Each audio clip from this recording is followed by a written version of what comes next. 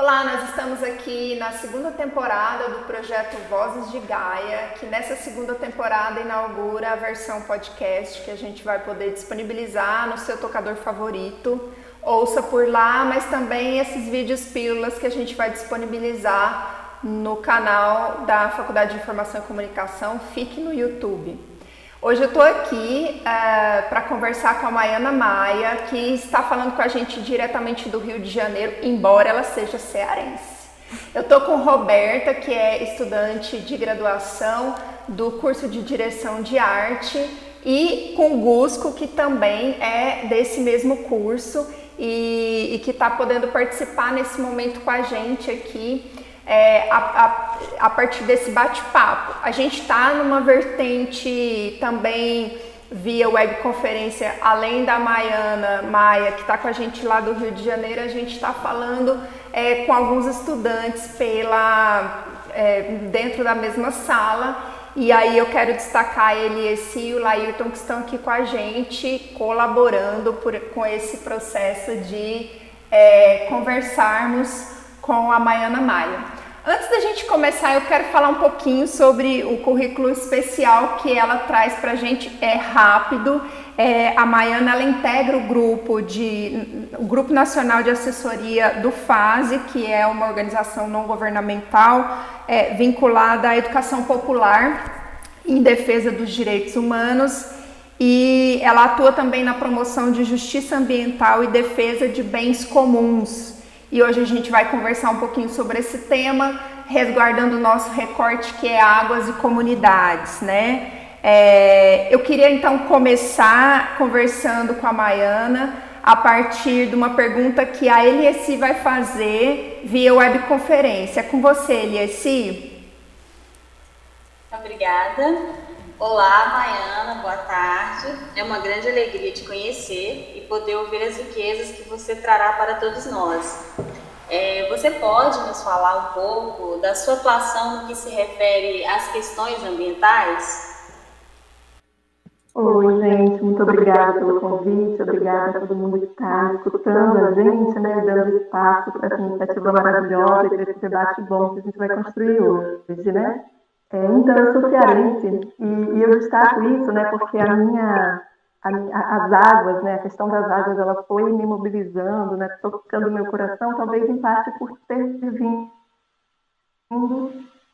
dessa experiência, né, de atuar na época como estudante de graduação, né, como vocês, fazendo parte do Tramas, que é um grupo de pesquisa e extensão. A gente começou a acompanhar algumas comunidades no interior do Ceará que viviam conflito com o avanço da empresa do agronegócio. E um dos conflitos assim, mais impactantes era justamente porque essas grandes empresas que produzem frutas para exportação, e frutas assim, né, no meio do sertão eles produzem melão, melancia, então frutas que demandam muita água, e tinha ali todo um sofrimento das comunidades porque as águas dos poços dos agricultores estavam secando.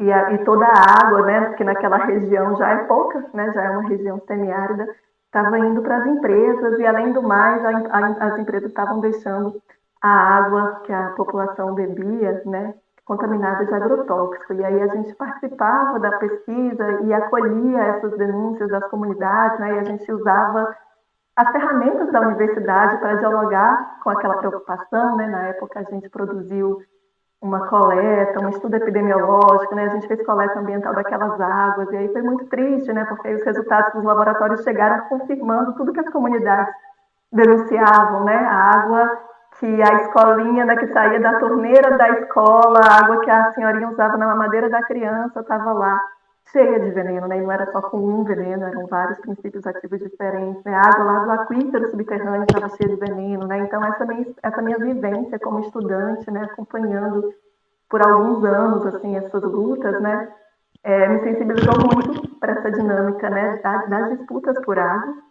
Daí depois eu vim para o Rio, né, vim fazer mestrado e comecei a atuar em alguns espaços de abrangência mais nacional. E aquela realidade local ali que eu testemunhava, né, das comunidades do interior do Ceará, eu vi que, na verdade, aquilo ali era uma expressão de um conflito muito maior, muito mais comum, infelizmente, assim, né, de muitas comunidades e povos ao redor do país inteiro, que seja no enfrentamento às empresas do agronegócio, ou da mineração, ou de grandes projetos hidrelétricos, ou de grandes projetos de extração de petróleo, enfim, né, por vários caminhos as águas estavam ali sendo disputadas, né, e sendo contaminadas. Então, eu atuo hoje na FASE, que é uma ONG que tem atuação em várias regiões do país, e pela FASE também eu participo de algumas redes nacionais, porque a gente acredita muito que a luta, né, socioambiental, ela é uma luta que articula muitos sujeitos, né?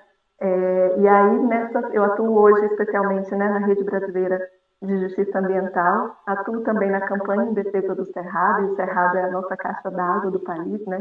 É o berço das águas, assim, e atuo também no Comitê Nacional em Defesa dos Territórios frente à mineração. Então, nessas 3 redes, eu vivo sendo exposta e de alguma forma, sendo solidária e tentando fortalecer, né, junto com vários outros parceiros, a luta dessas comunidades, desses povos que são os verdadeiros guardiões e guardiãs das águas, né? E aí eu acho que de toda essa trajetória, que nem é tão longa assim, né?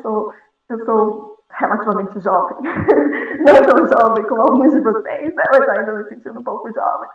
Mas, assim, né, na memória, né, de uma luta socioambiental que já é muito histórica, né, no nosso país, eu destaco, assim, três eixos centrais, assim, dessa caminhada, que tem, assim, como foco a justiça ambiental, e eu não sei o quão, né, vocês e quem estão ouvindo tem intimidade com esse conceito, mas o conceito de justiça ambiental, ele é muito poderoso, porque ele radicaliza muito a democracia, sabe? Ele leva o debate ambiental para um outro lugar que não é aquele debate de que somos todos responsáveis e todos afetados pela crise ambiental. O problema da água é aqui você tomar um banho menos demorado, você desligar sua torneira na sua casa, né? Que é o debate, digamos assim, mainstream, né? Que a gente vê quando é, por exemplo, o Dia do Meio Ambiente na televisão, né? Que é um debate que as próprias empresas, que são as maiores contaminadoras, usam, né, no bojo da responsabilidade ambiental, que às vezes é mais marketing do que, de fato, uma transformação dos processos produtivos. Então, o conceito de justiça ambiental, ele politiza muito, sabe? Ele traz à tona a denúncia do racismo ambiental, né? Esse conceito, ele surgiu quando o movimento negro nos Estados Unidos foi mapear que todos os lixos tóxicos, né, eles eram, não por coincidência, distribuídos em áreas periféricas de população negra.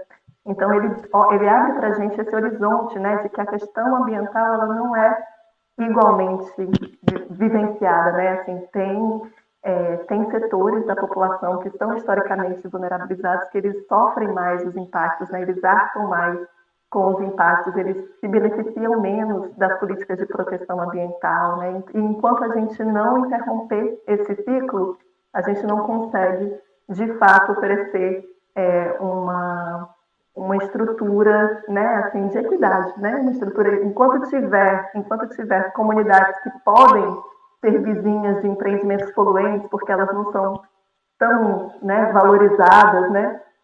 O modelo continua sendo exploratório e predatório com o ambiente, né? Então, eu uso um exemplo assim, muito prático aqui no Rio de Janeiro, né? Que é inimaginável, por exemplo, você ter uma siderúrgica no Leblon, né? É inimaginável. Ninguém aceitaria viver do lado de uma siderúrgica que solta pó cinza, que faz o seu pulmão acabar, né? Um empreendimento altamente cancerígeno. Então, você tem siderúrgicas em Santa Cruz, que é a periferia, né?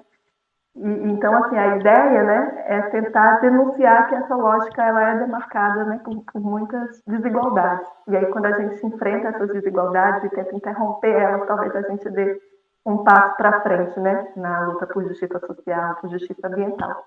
E aí, na centralidade do conceito de justiça ambiental, a gente dá muita ênfase para o papel justamente desses povos e comunidades periféricos, né? E aí tanto nas periferias das cidades como nas periferias do país, né? Que ficam ali nos sertões, no meio da floresta, né? Esses povos a gente dá uma certa centralidade, não só porque eles costumam ser os mais atingidos por esses grandes projetos de desenvolvimento altamente contaminantes, poluentes e tal, mas também, e esse é o segundo centro, assim, né, da minha atuação, essa referência, né, essa reverência aos povos e comunidades tradicionais, porque além de atingidos, eles são sujeitos, né, e eles, muitas vezes, por mais que a nossa sociedade invisibilize e às vezes joga muito preconceito, né, muita estigmatização, assim, esses povos são vistos como atrasados, né, são vistos como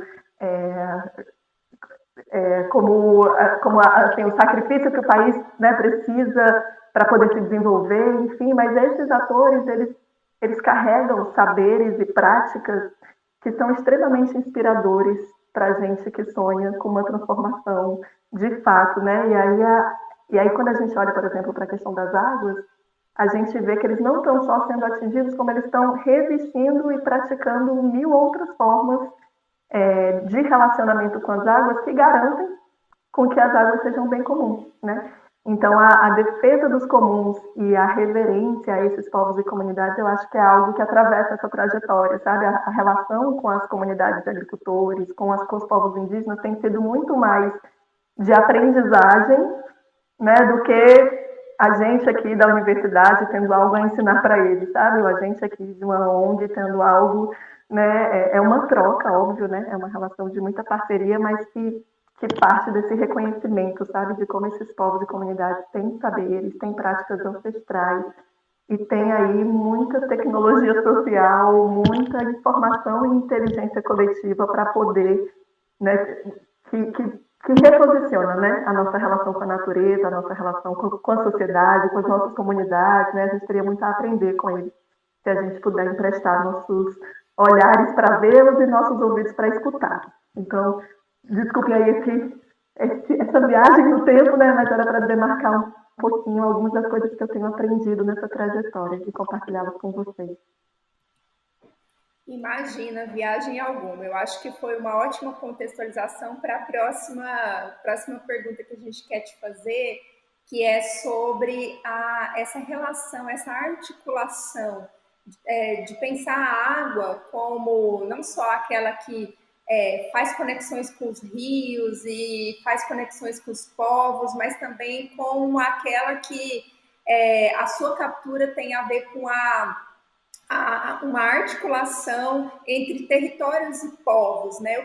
Você já começou a falar um pouquinho sobre isso agora nessa primeira pergunta, eu queria que você comentasse um pouquinho mais sobre esses sujeitos e esses territórios, essas diversas dinâmicas por captura de água que existem no nosso país. Se você pudesse listar alguns exemplos para a gente, seria bom para quem está nos ouvindo e vendo, entender tudo isso que demanda um trabalho como esse que você está fazendo.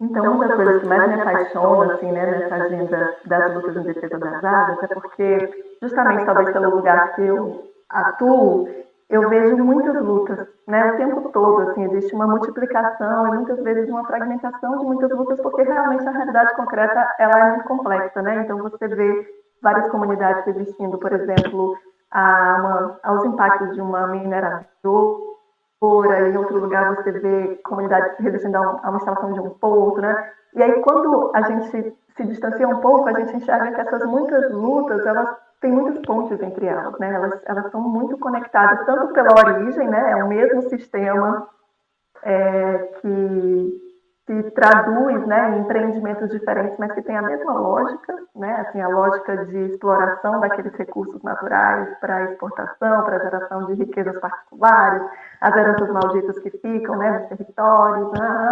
Então tem uma mesma lógica, mas também tem algumas outras conexões.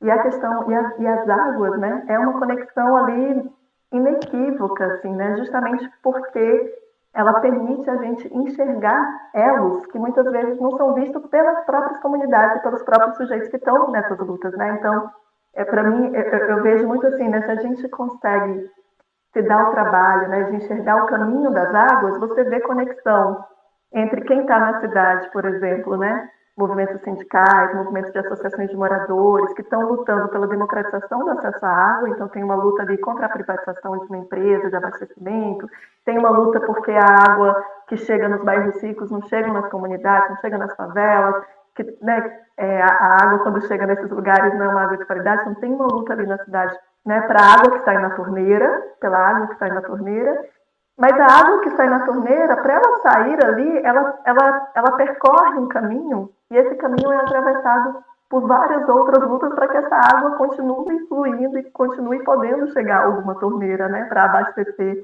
e sanar a sede de alguém, né? Então, no caminho, por exemplo, você pode ver uma comunidade ali que está lutando para que uma empresa hidrointensiva que se instalou ali perto de um corpo d'água, perto de uma nascente, não drene todas as águas daquela região, que é uma coisa que acontece, né? Daqui a pouco eu posso trazer uns dados para vocês sobre isso, mas aí você vai ter essas comunidades ali que estão, né, denunciando que uma empresa está jogando metais pesados na água, está jogando agrotóxico nessa água que depois vai ser água de beber, né, de cidades inteiras. A gente tem dados assim escandalosos, né? A agência pública recentemente levantou notícias, né, de que mais de 770 cidades brasileiras estão contaminadas com água de consumo humano, né, com produtos químicos e radioativos, e isso é um dado subnotificado. Infelizmente, assim, né, a gente que acompanha, a gente sabe que esse dado não expressa a realidade, é só um dado escandaloso para chamar a atenção, mas a realidade é que o Estado brasileiro ele não tem nem condições de fazer a fiscalização de tantas substâncias poluentes que são lançadas na água todo dia, né? Só a falta dos agrotóxicos, né, que é uma das faltas que eu tenho mais experiência. O Brasil hoje, ele, né, a rede, o agronegócio brasileiro, ele usa mais de 500 produtos ativos, ingredientes ativos agrotóxicos. E as vigilâncias municipais de saúde, elas só dão conta de registrar menos de 39% deles, sabe? Então tem um monte de produtos ativos que são usados e que nem são rastreados pelos laboratórios. A gente não tem nem conhecimento científico para saber o que acontece quando um agrotóxico se soma com outro e se soma com metal pesado. Então, assim, é uma legalização da poluição, né, que acontece sobre as águas e que muitas comunidades estão denunciando. E aí você tem lá na nascente, né, você tem povos indígenas, você tem comunidades tradicionais que estão lutando contra a destruição dos corpos d'água, né? Então, assim, da nascente até a torneira, você pode encadear várias lutas, né? Que conectam, geralmente, quem não está nem se enxergando como fazendo parte de uma mesma história, né? Tem muita gente na cidade que nem sabe da existência de povos indígenas que estão lutando para a garantia daquela água que a pessoa na cidade está lutando para poder beber, né? Então, assim, o caminho das águas é um caminho de muita conexão possível, né, de articulação de muitas lutas que podem se fortalecer juntas, né, assim como as águas se fortalecem quando elas se juntam, né. Então essa potência assim de fortalecimento dessas lutas, né, e principalmente porque a questão da água é muito sensível, né, assim a gente vive algumas experiências históricas, né, assim de muitas cidades, inclusive grandes capitais, assim, que vivenciaram recentemente experiências do que é você viver um racionamento de água, do que é você, né, do impacto que é né, assim, esse sentimento de que a água falta, né, assim, de que a água falta, de que a capacidade, né, de que o ritmo de extração dela não está permitindo à natureza que o ritmo de reposição acompanhe, né? Essa é a denúncia de todos os relatórios da Agência Nacional das Águas sobre os aquíferos. Ele denuncia números que basicamente é isso: os aquíferos eles estão secando porque a quantidade de água puxada deles é muito maior, em alguns aquíferos é 4, 6 vezes maior do que a capacidade do próprio aquífero de se repor. E aí você vai sentindo isso na vulnerabilidade do sistema de abastecimento urbano, você vai sentindo isso na fala desse agricultor, que percebeu uma empresa chegando, a empresa cava um poço profundo, porque ela tem dinheiro, né, para cavar um poço lá gigante, e o poço artesiano dele começa a secar, porque ali, né, o aquífero está secando, as nascentes estão secando, então, né, as nascentes mais altas estão secando. Então é um processo que demonstra a eco-interconexão, né, que é a conexão dos seres humanos, né, da nossa sociedade com a natureza, que é uma coisa que para a gente da cidade a gente esquece. Muitas vezes a gente trata a água como recurso, né, a gente só quer a água ali, né, na medida daquele produto que sai da torneira, o produto que a gente compra numa embalagem, né, às vezes no aeroporto você compra uma embalagem de 300 ml de água por R$6. Muito legal, Maiana. Você comentou com a gente sobre esses sujeitos e povos que se articulam ao redor da noção de água, né? Dessa perspectiva de água que a gente construiu e constrói, né? Então eu queria que você comentasse um pouquinho mais sobre essa articulação. A água é aquela que sai conectando rios, córregos, riachos e estabelecendo uma série de redes, e essa é uma imagem bem legal para a gente pensar como isso pode acontecer, que tipos de sujeitos e territórios distintos se envolvem e disputam por essa captação de água. Eu queria que você falasse um pouquinho mais disso para a gente. Claro, querida. Então, né, quando a gente tem um certo sofrimento, um certo não, acho talvez muito sofrimento envolvido, né, assim, quem está militando assim no campo socioambiental, que é porque a gente vê que a agenda da devastação ela é muito complexa, né? Então sempre se multiplicam muito dos conflitos e a gente vê assim todos os dados, né? E na realidade concreta as pessoas tentando se organizar para resistir a uma devastação ambiental relacionada a um processo de mineração, em outro lugar, com relação ao agronegócio, com relação a empreendimentos energéticos. Então, assim, tem uma certa multiplicação e muitas vezes uma fragmentação e uma fragilidade por conta dessa questão de serem muitas lutas, né? E aí a gente enxerga, e essas lutas muitas vezes se enxergam fazendo parte de uma dinâmica comum. Existe um projeto, né, um projeto de desenvolvimento que se traduz em empreendimentos que parecem diferentes, mas que eles estão ali repousando nos mesmos mecanismos, né, de violência, de expulsão das comunidades dos seus territórios, de drenar ali todos os recursos naturais, a biodiversidade, as águas, a terra, né, para interesses privados que vão ser exportados e vão gerar dinheiro para os acionistas dessas empresas. Então tem uma lógica comum aonde essas lutas se situam.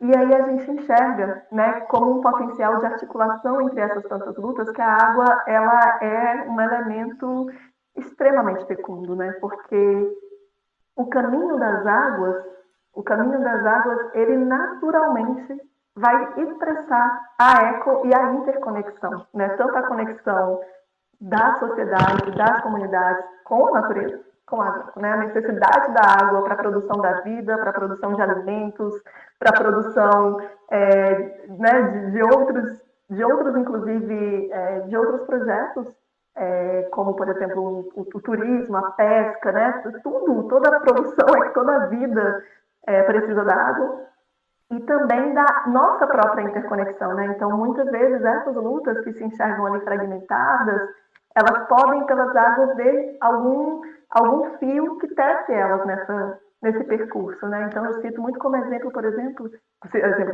mas eu cito muito como foi significativo assim enxergar nas cidades, né? Uma série de atores, sejam sindicatos, ou sejam associações de moradores, associações de bairro que lutam para que a água saia na torneira e possa ser democratizada, né?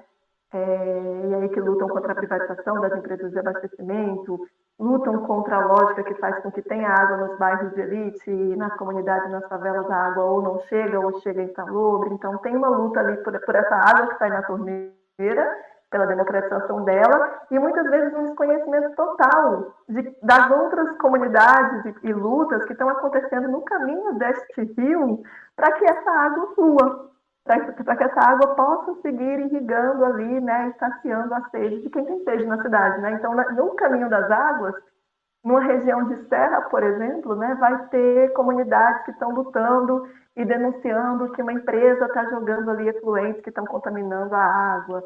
Lá, em alguma região que esse mesmo fluxo da água passa, vai ter agricultores denunciando uma empresa que está ali intensivamente extraindo água e os poços dos agricultores estão secando e o fluxo dessa água está diminuindo.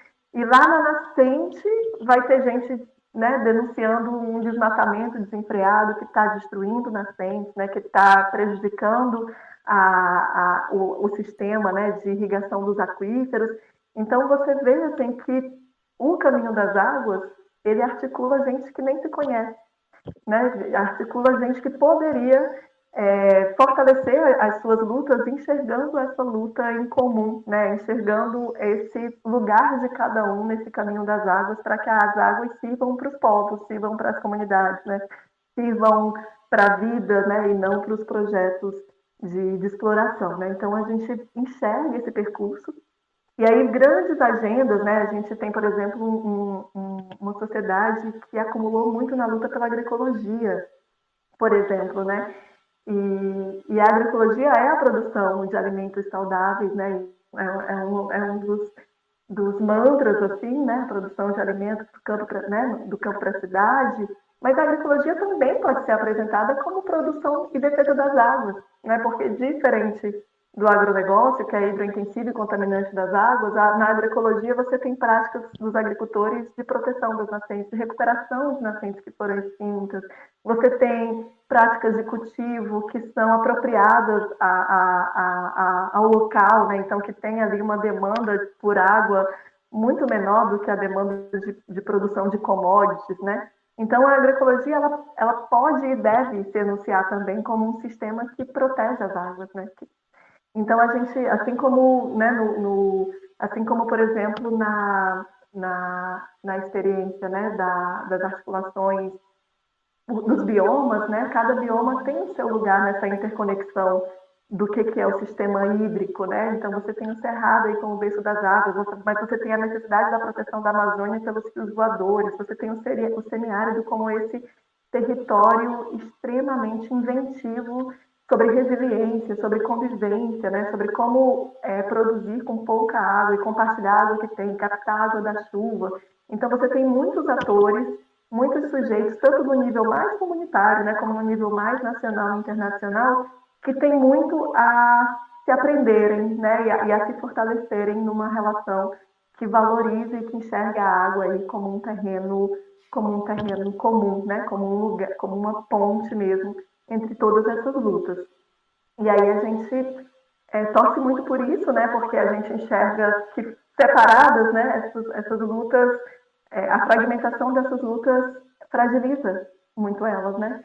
Então, quando a gente sonha, né, por um processo de transformação que seja mais coletivo, né, mais concreto, a gente enxerga a necessidade dessa articulação campo-cidade, né, a necessidade de que as pessoas na cidade desfaçam o processo colonizador, né, que associou a água a produto que sai da torneira, que associou o alimento ao produto que você compra no supermercado, né? Tipo, a gente precisa olhar para esse caminho das águas e olhar para o caminho da produção dos alimentos para enxergar e valorizar esses outros atores que estão lá garantindo que exista alimentação sem veneno, que exista água sem veneno, né? E essa, infelizmente, não é a nossa realidade, né? Então, tem um dado, assim, que eu acho que é escandaloso da agência pública, né, que mostra, que denunciou, né, que 773 cidades brasileiras estavam com água para consumo humano contaminadas por materiais químicos e radioativos, né? E a gente sabe que isso é um dado extremamente subnotificado. Ele já é escandaloso em si, mas ele esconde uma realidade ainda mais perversa, assim, né, de falta da dificuldade de fiscalização do Estado, dos laboratórios públicos que não têm capacidade para fiscalizar nem 35% dos produtos contaminantes que são liberados nas águas, né? Então a gente tem, infelizmente, um caminho das águas que ele é o tempo todo atravessado por disputas, o tempo todo atravessado por resistências, né, e que tomara que a gente cada vez mais consiga enxergar as pontes entre elas, né, porque assim como as águas, as lutas ficam muito mais fortes quando elas se juntam. Muito bem, a Roberta agora vai conversar com você um pouquinho. Oi, Maiana, tudo jóia? Tudo bem, Roberta? Muito bem. Então, você falou muito sobre o sofrimento das comunidades, né? Você falou também sobre essa luta, né? Você falou muito a palavra, luta. E aí a pergunta é, a água então gera esses conflitos? E sim, quais são os destaques? O que você pode comentar mais sobre isso? E também falar sobre o relatório da CPT, né? A Comissão Pastoral da Terra, e citar um pouquinho sobre o que é, como funciona, para quem está ouvindo e vendo, que a gente consiga entender. Bom, eu diria, assim, a água gera vida, né? Assim, a água, ela gera vida. Mas sim, a água, ela, né, da mesma forma, existe uma disputa muito grande sobre o que é e para que serve a água, né, e para quem ela deve servir, né, e aí sim existe uma emergência cada vez maior de muitos conflitos por água, né, porque assim como a água é muito importante para aplacar a nossa sede, a água é extremamente demandada para aplacar a sede das termoelétricas, para aplacar a sede dos motores que movimentam a extração de minério, para aplacar a sede dos grandes monocultivos das commodities do agronegócio, né? Então, tem uma disputa posta sobre para quê, para quem serve a água, né? Como utilizá-la. A gente tem projeções, infelizmente, assim, muito assustadoras, né? Que a gente já está vivendo algum pedaço de uma experiência traumática, né, de disputas por águas severas já estão acontecendo. A gente tem alguns exemplos bem emblemáticos para compartilhar, mas tem exemplos também mais planetários, né? A ONU, nos últimos informes, tem dito que até 2050 a perspectiva é que metade da população mundial vai vivenciar a falta de água pelo menos um mês no ano. Metade da população mundial vai experimentar um racionamento de água, pelo menos, né, estar sem água pelo menos no mês do ano, mas a gente já tem experiências concretas, né, inclusive no Brasil, de lugares onde o racionamento é severo, né, de comunidades que passam a ser abastecidas por carro-pipa, extremamente comprometidas, né, na sua capacidade de suporte, de subsistência, né. A gente teve uma experiência que eu vou colocar aqui no para depois vocês pesquisarem, que é um dos casos mais emblemáticos de guerras por água, né? A gente tem alguns casos internacionais, como Cochabamba, mas a gente tem o caso do Oeste Baiano, na cidade de Correntina, quando empresas do agronegócio, né, estavam fazendo os rios secarem e as comunidades, né, que precisam do rio, que tem seu modo de vida extremamente, né, intimamente ligado com o rio, elas estavam vendo cada vez que as bombas, né, da irrigação ligavam e puxavam as águas, né, o rio arrojado ia secando, e aí teve um processo de uma resistência imensa e uma resistência, né, o direito de resistir, né, então houveram uma articulação de comunidades que foram lá, invadiram aquelas bombas, quebraram as bombas, libertaram os rios. Isso foi para o Jornal Nacional, né, essas comunidades foram denunciadas como terroristas, né, pelo ato máximo, assim, né, de ter dito não e de ter gerado aí, né, esse prejuízo ao patrimônio privado dessa empresa, né. Mas no dia seguinte ao Jornal Nacional ter denunciado essas comunidades como terroristas e terem começado o processo de perseguição violentíssima a essas lideranças comunitárias, que na verdade tinha sido um processo super coletivo, nem tinha lideranças, assim, no dia seguinte, 90% da população da cidade de Correntina foi às ruas em defesa daquelas comunidades que tinham defendido o rio. Porque as pessoas na cidade também já estavam sentindo o que era a falta da água e a necessidade urgente de alguma medida a respeito, né? E já tinham tentado, o Ministério Público já tinha tentado a justiça e chegaram nesse lugar de lá com as próprias mãos tentar libertar o rio, né? Então a gente já tem experiências concretas, né? Mas a tendência de barbárie, né? Assim, a tendência, né, do neoliberalismo, né, assim, é dessa disputa desenfreada, né, do neoextrativismo, que independente, né, da devastação ambiental vai seguindo em curso, né, vai fragilizando ainda mais as legislações ambientais, vai utilizando aí os países, né, da América Latina e da África como terras de insumo, né, para essas grandes empresas continuarem alcançando aí seus níveis de produtividade e rendimento. Então, a gente tem, infelizmente, uma situação drástica e a resposta, e também, assim, por outro lado, também tem uma resposta drástica desde o próprio sistema, né? A gente tem visto em curso uma arquitetura que estabelece a constituição do mercado das águas, né? Então, cada vez mais, né, a gente já tem dados, né, de que 4 grandes empresas transnacionais já dominam mais de 45%, né, das águas envasadas, né? A gente tem projetos de legislação atualmente em curso no país para instituir o mercado das águas, que é para instituir que a outorga das águas possa ser negociada, né? Que a água vai deixar de ser um bem público e ser uma mercadoria. Então, a gente tem toda essa arquitetura nacional sendo construída. Nesse contexto, a Comissão Pastoral da Terra, desde 2015, se eu não me engano, né, ela inseriu dentro do seu mapeamento, né, porque a CPT ela tem assessores espalhados em vários lugares do país, né, acompanham muitos contextos de conflito de luta pela terra.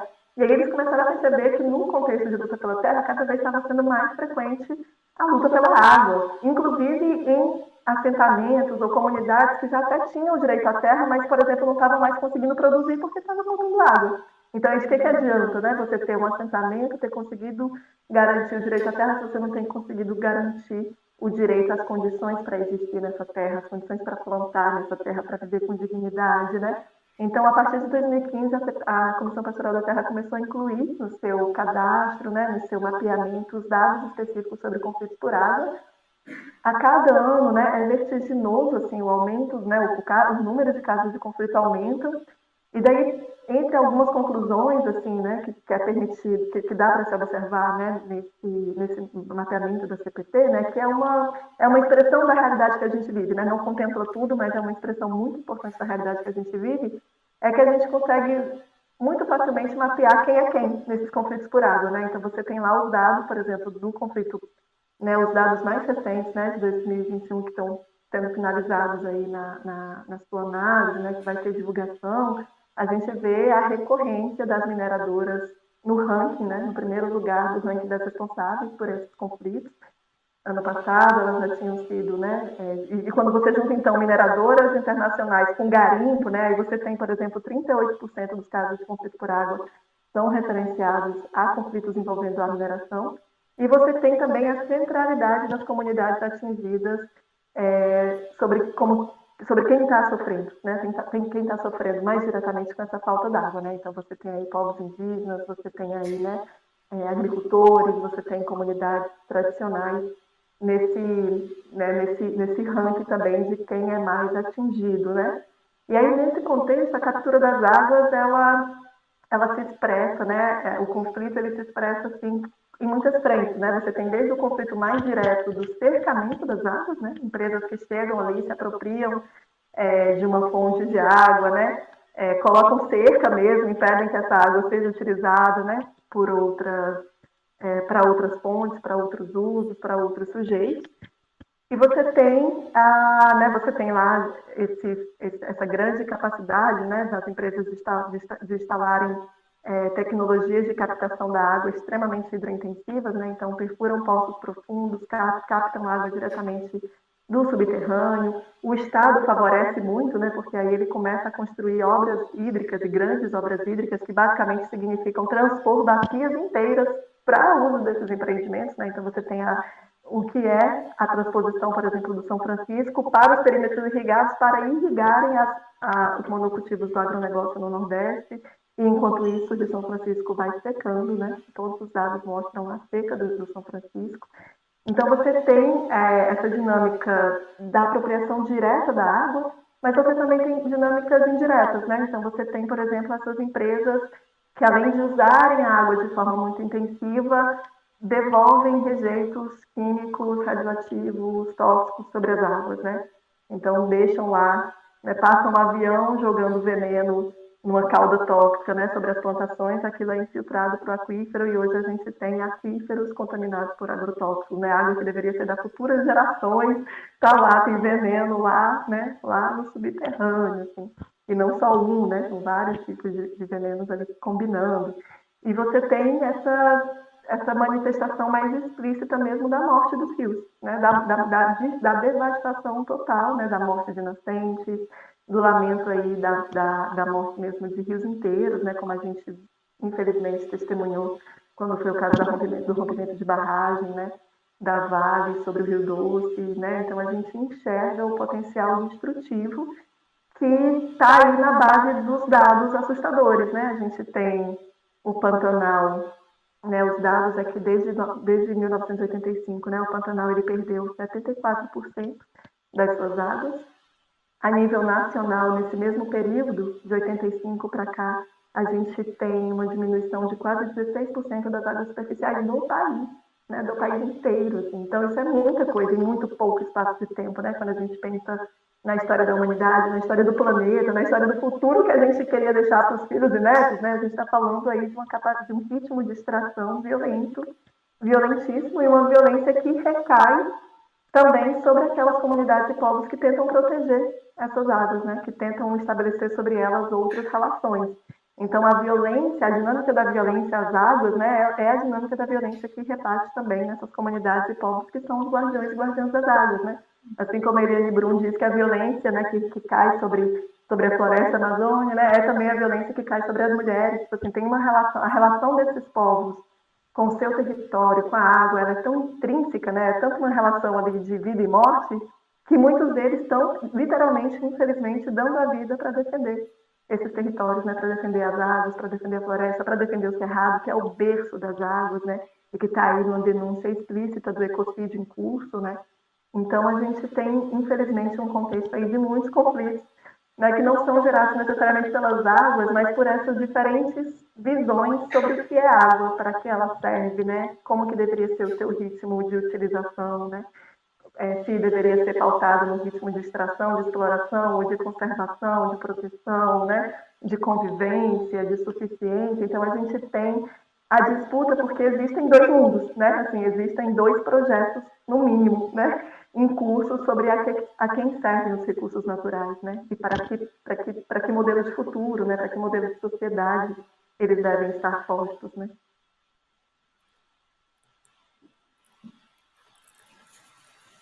Agora, o Gusco vai te fazer mais uma pergunta. Olá, tudo bem? Oi, tudo bom? Então, é um prazer enorme, primeiramente, falar sobre essas questões que envolvem esse elemento vital que é a água, né? Então, eu queria muito que você contasse para a gente sobre essas múltiplas formas de resistência mesmo aos aspectos da contaminação, privatização e desperdício da água. Como é que são essas, quais cosmovisões as ancoram, sabe? Sim. Graças a Deus que essa pergunta existe. Porque essa pergunta é o que ajuda a gente, né, assim, a não mergulhar só na tristeza dessa realidade, né, dos conflitos, da disputa, né, da violência. Uma coisa que a gente tem aprendido, assim, com as comunidades, né, é que existe uma resistência profunda, histórica, ancestral, assim, a ver a água como insumo, como mercadoria, sabe? Quando você vai, né, assim, no caso, né, eu que tinha essa experiência de convivência com agricultores sertanejos, né, com agricultores do semiárido, a água é milagre, assim, né, tipo, a água é um tesouro tão valioso que não tem dinheiro que pague, né, assim, ela é impossível de ser traduzida numa lógica de monetização. E ao mesmo tempo que ela é um tesouro, é quase como se fosse uma obrigação compartilhar e cuidar dessa água, né? Então, assim, a preocupação dos agricultores, por exemplo, quando, né, em períodos de seca, para oferecer água para os animais, para distribuir pontos de água para os animais selvagens, sabe? É uma coisa muito bonita, assim, né? Porque é um milagre que responde a uma obrigação de cuidado, a uma obrigação, né, de honrar aquele bem tão valioso, assim.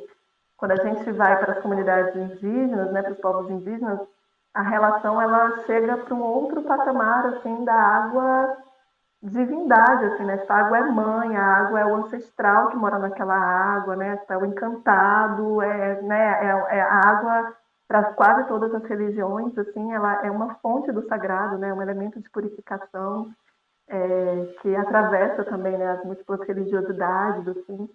A água é saúde, né? A gente viu assim o que foi o impacto, né, de ver uma pandemia chegar e o primeiro protocolo para a contenção dessa pandemia é lavar as mãos e a gente viu que é a realidade de um país que não consegue oferecer essa medida de segurança mínima para parte da sua população, que não tem acesso a poder, né, a poder lavar as mãos, que não tem acesso a poder fazer com que a água de consumo não seja fonte de doença, né? Pelo contrário, seja fonte de saúde, porque a água é saúde, né? A água é alimento, né? A água para qualquer né, agricultor ou comunidade que tem uma prática ali agroecológica de agricultura familiar, né? A água é estruturante para produzir comida, para produzir vida, né?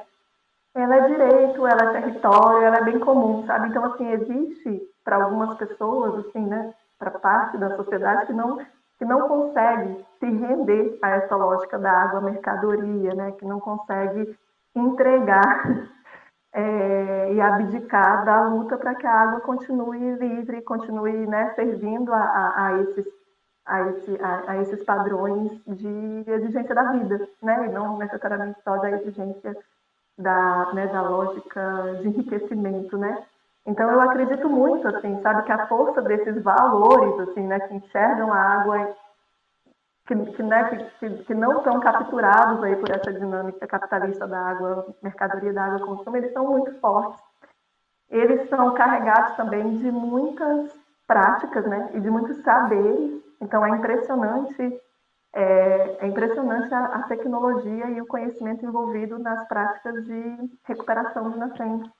Na prática, eu lembro de uma experiência que era que os agricultores chamavam de fazer rebrotar os olhos d'água, né? Então imagina o que é isso, né? Imagina o que é você ter um conhecimento tão íntimo com aquele território que você sabe aonde as nascentes estavam e você sabe o que fazer para ir lá e tentar ajudar que a própria natureza ali consiga se recuperar, né? Consiga se restaurar. E você ali num lugar ativo, né, de uma parceria benéfica, né, não de uma lógica de exploração, assim, isso é uma sabedoria imensa para a gente que é da cidade, que a gente não sabe nem o nome, né, que a gente passa por rios que foram asfaltados, né, a gente passa por rios que a gente acha que é esgoto, a gente bebe de uma água de um rio que a gente não sabe de onde vem, para né, conhecer essas comunidades que têm esse registro, né, da água ali no seu, né, eu lembro de um indígena que falava que ele ficou meio surpreso, assim, que ele viu uma foto aérea, né, dos rios, aquela coisa, né, dos afluentes, do não sei o quê, e ele falou, nossa, isso aqui é igualzinho nosso, né, a água é o nosso sangue, né, é o mesmo desenho, né, da água percorrendo o corpo da terra e da água percorrendo o corpo humano, né. Então, eu acredito muito, assim, sabe, nesse poder dessas resistências que estão em outras formas de existir, né, que constroem outras tecnologias que não são exploratórias, né, quando a gente olha para o paradigma da convivência com o semiárido, você tem ali tecnologias de captação da água sendo construídas, tecnologias de distribuição comunitária e coletivas da água, né, tanto para água para consumo como para água para produção, assim, você tem uma lógica totalmente pautada pela adaptação, pela convivência, pela lógica né, de permitir a reprodução da vida, né, de favorecer a reprodução da vida e não o contrário, né? Então, assim, eu acho que todas essas experiências, né, onde tem conflito por água, tem também ali uma resistência né, que está tentando construir um novo mundo possível, assim, né? E um novo mundo tão possível que ele já existe, né? Assim, não é que a gente está falando de algo para colocar no lugar, né? A gente está falando de outras relações, assim, entre comunidades e natureza, que dão sinais de que funcionam, que garantem dignidade, que garantem produção, inclusive, né? Assim, um dos meus choques mais brutais, assim, lá no começo da minha trajetória, foi quando eu vi a chegada do agronegócio numa região que chama Apodi, onde tinham 100 comunidades ali que produziam em sistema, eles nem falavam de agroecologia, mas era, que eles produziam de forma agroecológica, né, em sistemas tradicionais, sem veneno e tal, e o agronegócio estava ali ameaçando 100 comunidades e elas eram extremamente produtivas, elas produziam, elas entravam no ranking nacional dos maiores produtores de mel, dos maiores importadores de arroz vermelho, tinha ali toda uma riqueza que era invisibilizada, né? Para propagandear, né, que aquele território deveria ser sacrificado para virar ali uma grande área de produção de laranja, melão e melancia para exportação, né? Então, assim, essas resistências, elas são assentadas, assim, em muitos valores, em muitos saberes, em muitas práticas que tem muito a nos dizer, assim, né, que tem muito a nos ensinar para a gente conseguir aí, né, quem sabe poder sonhar com um futuro menos bárbaro, assim, né, do que o que está sendo oferecido para a gente de acordo com a continuidade e aprofundamento dessa lógica extrativista, né?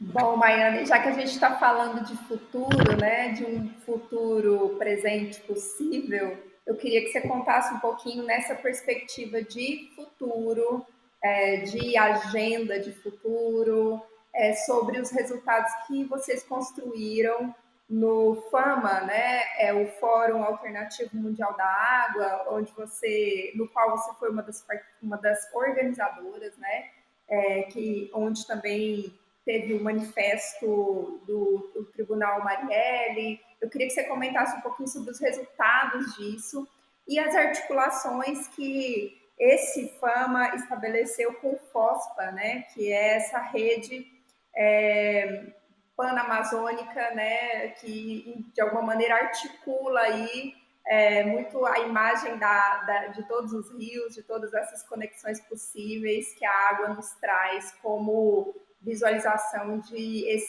desse futuro, né? Então, conta pra gente um pouquinho sobre essa agenda, para a gente encerrar pensando a partir desse futuro, articulando com esses jovens que estão aqui com a gente, assistindo, produzindo e pensando todas essas ideias com você.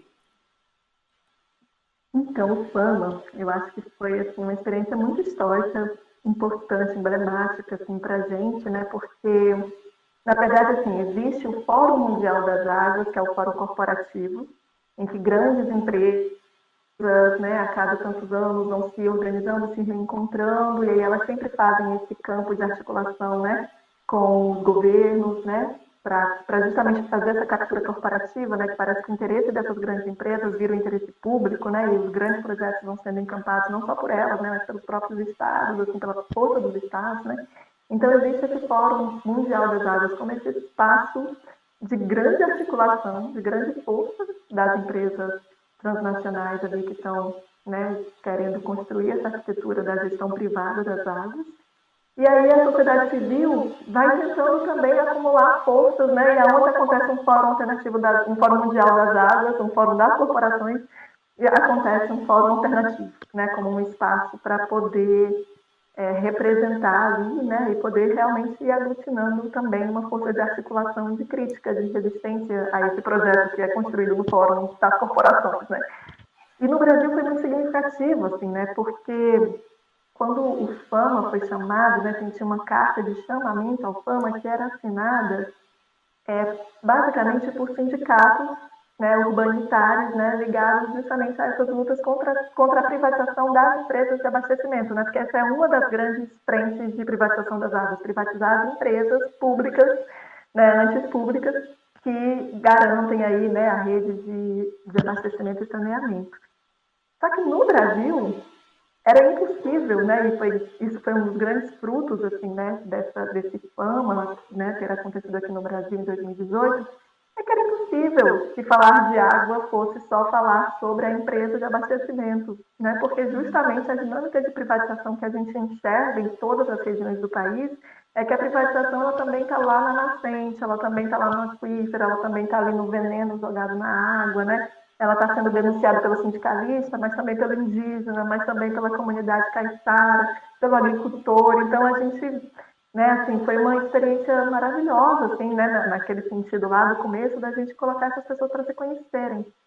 E, de fato, e aí, assim, é muito interessante, né, porque apesar de que todo mundo em tese fala português, mas justamente a lógica de como se vê o mundo, de como se vê a água, é diferente, inclusive, dentro da própria esquerda, assim, né, dentro da gente mesmo, assim, né? Isso para mim foi chocante. Me vi como uma pessoa da cidade que tratava a água como recurso.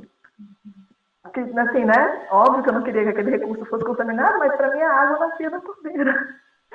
Então ali foi assim, um espaço de ampliação de horizontes, né? E de nesse horizonte poder enxergar tantos sujeitos que são extremamente invisibilizados, né? Nas suas lutas, na sua potência, né? Que não são só atingidos por grandes projetos, eles são atores aí que estão construindo, né, que estão lutando pela existência, pela resistência de outras formas de viver, de outras formas de existir em comunidade, né, e a gente, com certeza, assim, né, teve durante o FAMA momentos muito emblemáticos de assembleias populares, né, de assembleias em que esses vários sujeitos se reconheceram pelo caminho das águas, se reconheceram em agendas comuns. Então, foi algo ali muito significativo, que deixou muitos frutos, né? Eu acho que as grandes redes nacionais tiveram essa oportunidade de se pensar sobre a questão das águas, né? Então, redes e movimentos que estão na luta pela terra, mas que têm algo a dizer sobre a luta pela água, né? Movimentos e redes que estão na luta pela soberania alimentar, mas que têm algo a dizer sobre a água, né? Porque não tem soberania alimentar sem água, não adianta ter terra sem água, né? Então, movimentos e redes de pesquisadores, por exemplo, que estão na agenda da luta pela saúde, que tem algo a dizer sobre água. Então, foi um lugar ali de muita gente que está conectada nesse caminho das águas e não sabia poder se enxergar, poder se ver, poder se ouvir e poder dar uma transbordância, né, para as denúncias, para as exigências, para as reivindicações. E aí a gente até hoje, né, eu acho que ninguém passou ileso, assim, qualquer pessoa que vivenciou, né, o FAMA, assim, foi de alguma forma afetada por aquilo. A gente tem hoje, né, um movimento, o campo socioambiental está vivendo um momento muito duro, né, muito duro, assim, é muito desmonte, né, o que a gente está vivendo com o governo antiambientalista, explicitamente antiambientalista, né, é uma coisa, assim, pavorosa, com profundo impacto sobre as águas, né, toda a desconstrução do aparato de proteção ambiental, o avanço desses PLs que intensificam a lógica exploratória, que liberam, que simplificam as dinâmicas de licenciamento, né? Que simplificam, que fragilizam ainda mais as capacidades de fiscalização e vigilância do Estado. Esses PLs que diretamente estão avançando sobre a privatização das águas e sobre a instituição do mercado das águas. Então, a gente está vivendo, infelizmente, um contexto muito perverso. E é muito importante, todos os espaços, né, de fóruns, de articulação da sociedade civil, está sendo muito importante para a gente poder tentar fazer frente a esse desmonte e especialmente tentar incidir, né, no sentido da luta democrática, né, incidir aí no contexto de um ano eleitoral, mas incidir também para que a agenda socioambiental, ela de fato, e a agenda socioambiental na perspectiva da justiça ambiental, né, esteja aí nos programas das candidaturas de esquerda, né? Porque não dá, assim, né? Não dá para a gente ter projetos de esquerda que ainda vão defender a destruição que é Belo Monte, que ainda vão defender uma lógica desenvolvimentista, produtivista a qualquer custo, né? Assim, a gente precisa de fato poder repensar o país que a gente quer construir, né? A gente precisa poder pensar para quê, para quem, como, né? Energia. A gente precisa, claro, né, de um modelo de produção de energia, mas para quê? É para a Alcoa, que vai, né, usar a energia, que utiliza a mesma quantidade de energia que a cidade de Belém e Santarém juntas, ou é para produzir alumínio para exportação, ou a gente precisa de energia para outros projetos, né, para desenvolver, para inclusive ampliar a rede elétrica, baratear o acesso à energia elétrica, né, da população.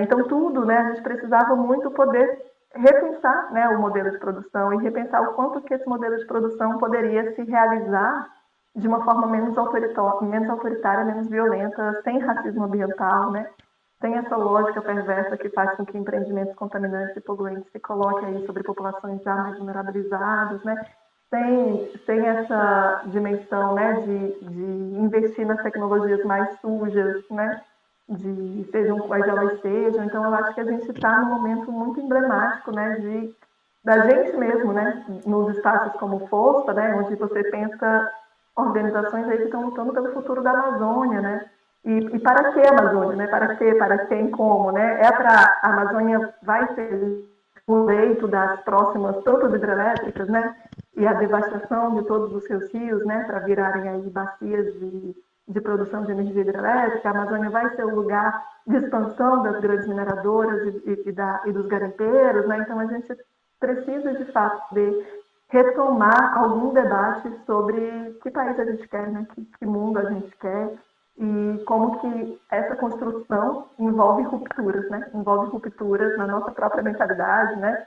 E envolve esses projetos que estão só levando à morte e a essa lógica de destruição, né? De que é possível destruir as bases onde a vida repousa, né? É possível destruir a água, é possível destruir a camada de ozônio, é possível destruir, né? E isso, né, está levando a gente aí para um lugar, né, que muitos pesquisadores, né, do campus, né, um lugar de ecocídio ligado ao genocídio cultural também dos povos e comunidades, né, porque se você inviabiliza as bases materiais de existência no lugar, você inviabiliza a vida de quem estava intimamente ligado àquele território, né, que precisava daquele sistema de vazão do rio para poder produzir a sua prática alimentar tradicional. Então, a gente tem aí uma teia de necessariamente reconhecer, né? E eu espero que as águas ajudem a gente a lembrar disso, né? Assim, que a gente está num planeta e que a gente é codependente dele e a gente é interdependente, né? Então a gente também tem as relações aí de afetação com aquilo que se estabelece, né? Na nossa vizinhança, nos empreendimentos. Então eu acredito muito no FOSPA como um espaço extremamente estratégico para defender os rios, né? Para defender que os rios, né, os grandes rios. E aí eu tenho, inclusive, uma imagem chocante, assim, que eu venho do semiárido e aí eu venho dessa referência de que o rio é um negócio meio linguadinho, assim, né? Valioso, mas, assim, na maior parte da seca ele seca, né? Assim, no período de estiagem, aí depois ele volta. E eu vivi o que foi uma experiência chocante, assim, de ir no Tocantins, numa parte ali que pega o rio Tocantins, rios extremamente caudalosos, né? Porque a gente está falando aí de rios que vêm aí de afluentes amazônicos, mas eu andei sobre o rio Tocantins secando, né? Assim, e o rio nunca tinha secado. E eu andei com os povos Craô Canela, denunciando lá o processo de irrigação do arroz, pelo agronegócio do arroz na região, levando o rio literalmente a secar. E as imagens são devastadoras, né? Porque aí você vê o leito de um rio gigante, né? Que nunca teve ali, né, nas condições climáticas, períodos de estiagem que justificassem de secar, e o rio está literalmente secando, né? E os pescadores não existem com rio seco, né? E os povos indígenas não existem sem aquela prática alimentar que envolve, né, que envolve o colher do rio, né, que envolve o viver com o rio. Então a gente precisa muito assim levar a sério, né, os alertas dessas estimativas terríveis, né, que estão colocadas para o curto prazo, para a gente poder acelerar aí processos de transformação social, né, totalmente na contramão do que vem sendo feito das dinâmicas de devastação ambiental e de injustiça ambiental serem intensificadas, né, por essas políticas aí ambientalistas. Então, tomara que a gente se encontre daqui a pouco no Fórum Panamazônico e que a gente possa juntar forças aí pela defesa da Amazônia e pela defesa do nosso futuro comum, né? Maiana, foi um prazer conversar com você, ouvir todas essas articulações que você estabelece e, ao mesmo tempo, Roberta e Busco também querem falar um tchau para você.